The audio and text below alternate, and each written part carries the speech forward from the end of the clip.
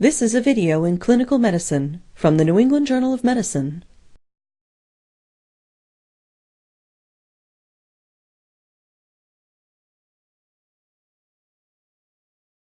Abdominal paracentesis is performed as a diagnostic procedure to establish the etiology of new-onset ascites or to rule out spontaneous bacterial peritonitis in patients with pre-existing ascites. Large volume paracentesis is performed in hemodynamically stable patients with tense or refractory ascites to alleviate discomfort or respiratory compromise. Many patients undergoing paracentesis will have baseline coagulopathy or thrombocytopenia. However, the incidence of clinically significant bleeding during paracentesis is extremely low, and routine use of fresh frozen plasma or platelet concentrates is not recommended. Paracentesis should be avoided in patients with disseminated intravascular coagulation. The paracentesis needle should not pass through sites of cutaneous infection, visibly engorged subcutaneous veins, surgical scars, or abdominal wall hematomas.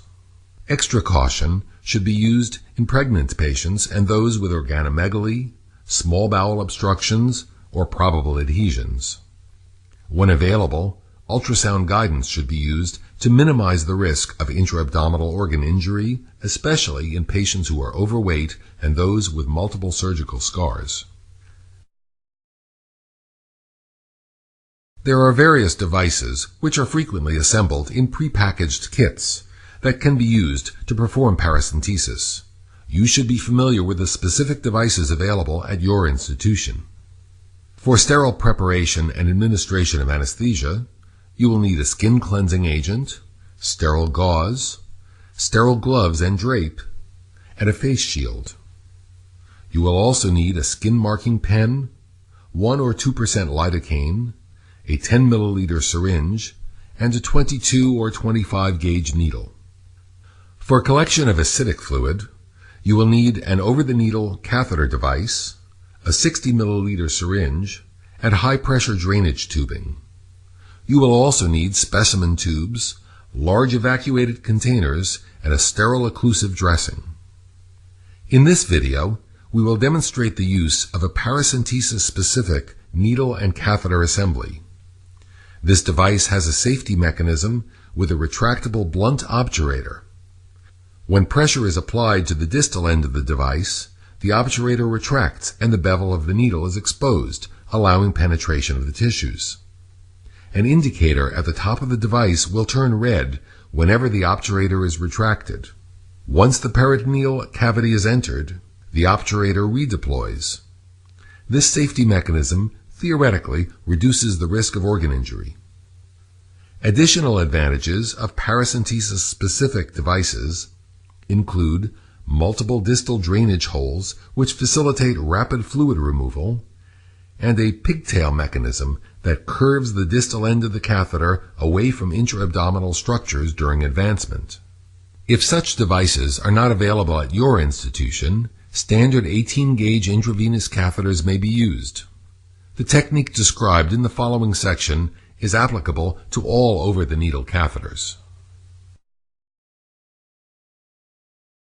Explain the procedure to the patient and obtain informed consent. Risks of bleeding, infection, intra-abdominal organ injury, and post-procedure hypotension should be discussed. Position the patient supine in the bed with the head slightly elevated. Recommended sites of needle insertion are 2 centimeters below the umbilicus in the midline and either the left or right lower quadrants. If a lower quadrant approach is used, confirm that the entry site is lateral to the rectus sheath to avoid puncturing the inferior epigastric artery. If the subumbilical approach is used, the bladder should be emptied before the procedure. If available, bedside ultrasound should be used to find an appropriate location that contains acidic fluid but is devoid of loops of bowel or solid organs. Mark the site of needle insertion with a skin marking pen. Paracentesis is a sterile procedure. Sterile gloves and a face shield are required. The use of a sterile gown is optional. Prepare the site with an antiseptic solution and then apply a sterile drape. Using a 22 or 25 gauge needle, anesthetize the superficial skin with a wheel of local anesthetic such as lidocaine. Continue to anesthetize the deeper tissues in the anticipated tract of the paracentesis catheter, intermittently pulling back on the syringe every 2 to 3 millimeters. Once peritoneal fluid begins to fill the syringe, inject additional anesthetic to anesthetize the highly sensitive parietal peritoneum. A total of 5 to 10 milliliters of lidocaine is generally used. Begin by making a small puncture in the skin with either a scalpel or large gauge needle to facilitate advancement of the paracentesis catheter. Next, advance the catheter through the epidermis. In this video, we will demonstrate an angular entry technique in which the cutaneous site of insertion does not directly overlie the site of penetration into the peritoneal cavity. Alternatively, a Z-tract technique may be used. In this method, the cutaneous tissues are pulled 2 centimeters caudad prior to needle insertion and advancement through the peritoneum. When the catheter is withdrawn at the end of the procedure, the cutaneous entry site will retract to its original position. Both techniques ensure that the cutaneous and peritoneal insertion sites do not directly overlie each other, theoretically minimizing the risk of an acidic fluid leak following the procedure. Intermittently pull back on the plunger as you continue to advance the needle through the subcutaneous tissue. Bedside ultrasound may be used to confirm proper placement. You may feel a sudden loss of resistance when the needle pierces the peritoneum. Immediately stop advancement once the acidic fluid begins to fill the syringe. Next, guide the plastic catheter over the needle and into the peritoneal cavity, and then remove the needle.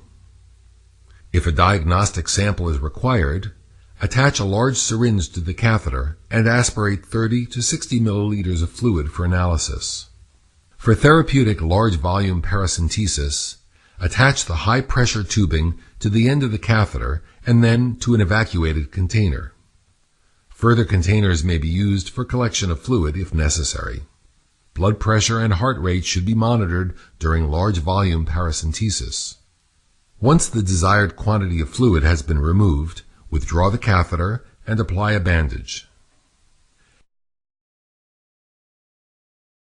Aspirated fluid should be immediately placed into appropriate specimen tubes. A tube without additives should be sent for chemical analysis of albumin and total protein concentrations. An EDTA tube should be sent for evaluation of cell count and differential. Blood culture bottles should be inoculated at the bedside using aseptic technique if spontaneous bacterial peritonitis or other infection is a diagnostic concern.